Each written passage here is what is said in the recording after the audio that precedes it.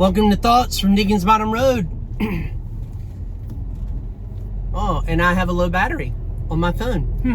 Think of that.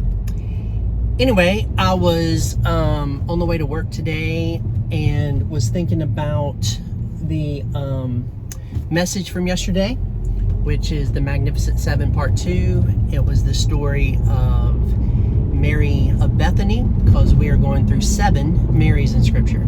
That's what we're doing. And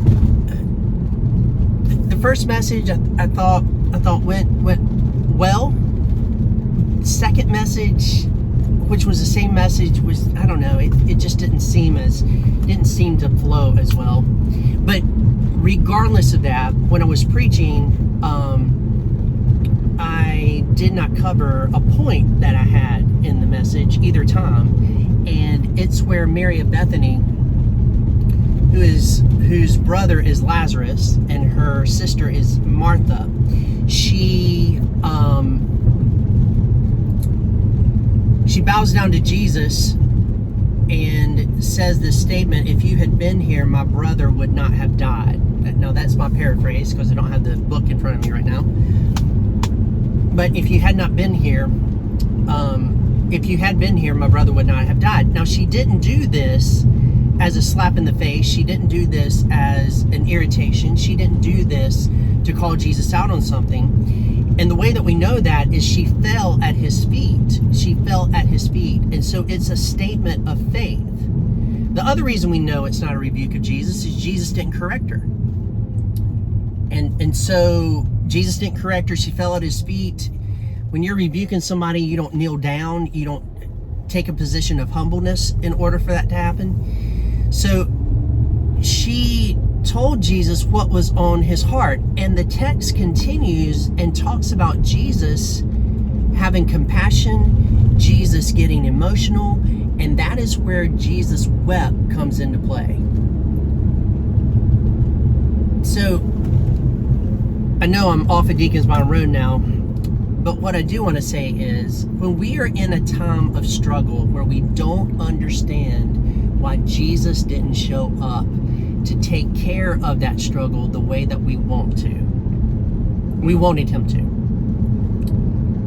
that is the moment that we pause, and before we get mad at him for not doing it the way that we wanted him to do it, we take a couple of steps back and say, look, it is true that Jesus, if you had come, you could have solved this problem this way. But I am submitting to the way that you decided to handle the issue. And that's precisely what Mary of Bethany was doing. And that takes a level of faith that is beyond what normal people generally have when it comes to faith.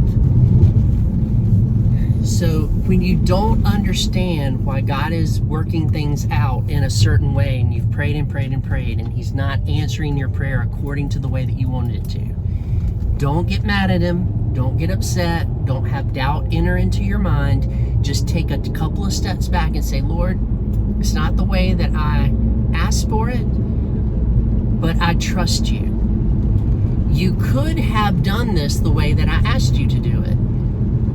But because you're wise and because you're sovereign, this must be the better way. And for Mary of Bethany, unlike our stories many times, for Mary of Bethany, she was able to witness an amazing miracle of the raising of her brother Lazarus. What a woman. What a woman.